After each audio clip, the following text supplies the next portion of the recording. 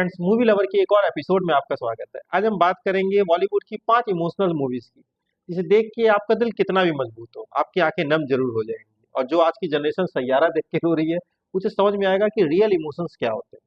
सबसे पहले मैं बात करूंगा कमल हसन सर की एक दूजे के लिए। उस फिल्म में दिखाया गया है कि एक लड़का लड़की मिलते हैं। लैंग्वेज प्रॉब्लम थी, लड़का तमिल बोलता है, लड़की हिंदी बोलती है, पर दोनों में प्यार होता है, दोनों एक दूसरे के इमोशंस को समझते हैं। फिर लड़का हिंदी सीखता है और आखिरी में दोनों का। फिल्म का क्लाइमेक्स काफी दर्दनाक था और उस फिल्म के बाद काफी सुसाइड के न्यूज भी मिले थे कि लड़के लड़कियां सुसाइड कर रहे थे। इतना उनके दिमाग में ये फिल्म कह सकते हैं कि घर कर गई थी।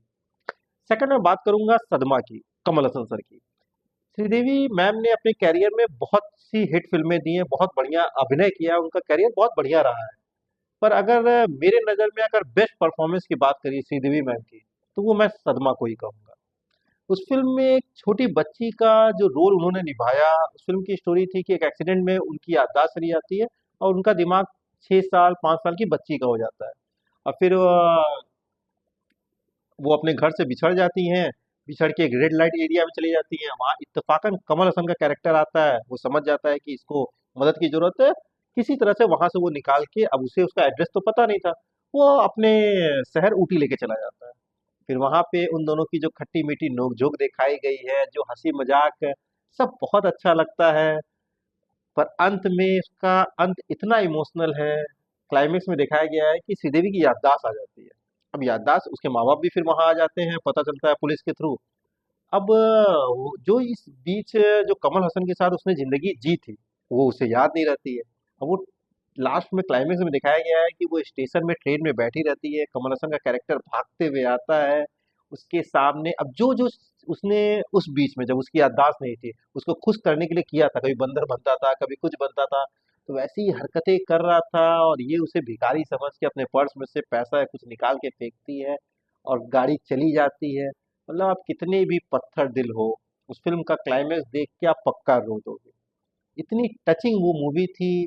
वो भी एक साउथ की रीमेक थी। ओरिजिनल में भी श्रीदेवी मैम और कमल हसन सर ने ही काम किया था। इसका फुल रिव्यू मैंने अपने चैनल पे किया किया हुआ है।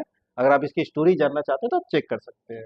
उस फिल्म का अंत काफी दर्दनाक था। थर्ड मैं बात करूंगा अजय देवगन सर की यू मी और हम, जिसकी थोड़ी बहुत कॉपी आपकी सैयारा भी थी, जो बीमारी वाली सीन उठाया गया था। उस फिल्म का फर्स्ट हाफ तो एक नॉर्मल फिल्म जैसी होती है, लड़का लड़की मिलते हैं, क्रूज में प्यार होता है, फिर बाद में शादी हो जाती है। पर इंटरवल के बाद फिल्म इतनी टचिंग थी कि जब मुझे याद है मैंने वो फ़िल्म थिएटर में देखी थी और पूरी ऑडियंस बिल्कुल शांत होके मूवी देख रही थी और क्लाइमेक्स के एक सीन में तो आपकी आंखें नम हो जाएगी। काजोल की कैरेक्टर की याददाश्त चली जाती है, उसे वो भूलने की बीमारी हो जाती है, वो चीज़ों को भूलती रहती है। पहले तो अजय देवगन काफ़ी कुछ हैंडल करता है, पर एक बच्चा भी हो गया था। अब बच्चे के साथ काफ़ी दिक्कतें हो रही थी, तो अजय देवगन डिसाइड करता है कि इन्हें एक ऐसी जगह पे डाल देंगे जहाँ पे इनके जैसे लोग हैं, इनका इलाज होगा।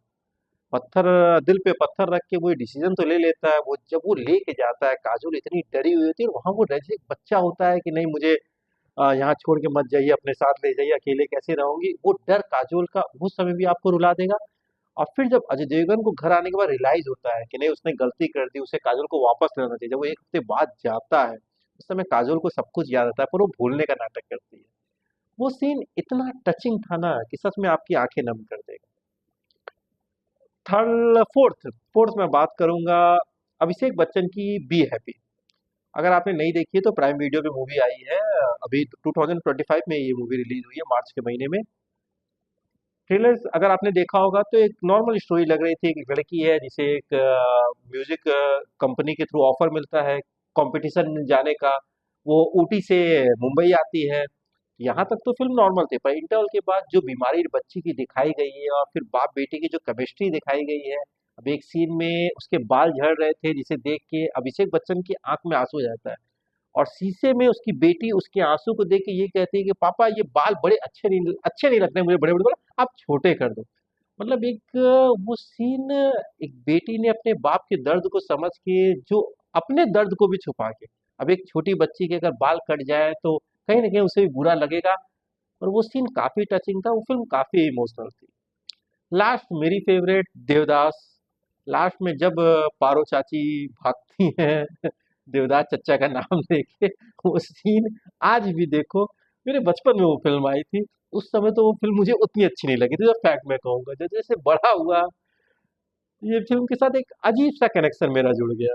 और आज भी वो लास्ट वाला सीन, जब वो भागती है, वो दरवाज़ा बंद होता है और जब वो मरता है शाहरुख खान का कैरेक्टर, वो फ़िल्म काफ़ी, वो सीन काफ़ी इमोशनल था। तो फ्रेंड, ये मैंने 5 बॉलीवुड की फ़िल्में चूज़ की जो मेरी फ़ेवरेट है, जो फ़िल्में जब भी मैं देखता हूँ मैं इमोशनली कहीं न कहीं मेरी आँखें नम हो जाती हैं। अगर आपकी इसके अलावा कोई फ़िल्म है तो मुझे ज़रूर बताइए कमेंट में। बाकी अगर ये पाँचों फ़िल्में आपने देखी हैं तो आपको कैसी लगी? आपकी आँखें नम हुई कि नहीं हुई? ये ज़रूर शेयर करिएगा। बाकी अगर सैयारा आपने देखी है तो क्या सैयारा देख के आपने रोया था? ये ज़रूर बताइएगा। और जिन लोगों ने सैयारा देखी है, अगर उन्होंने ये पाँचों फ़िल्में नहीं देखी है, तो मैं उन्हें सजेस्ट करूँगा एक बार इन फ़िल्मों को आप एन्जॉय करो और रियल इमोशन क्या होता है उसे समझो। Okay friends, thank you.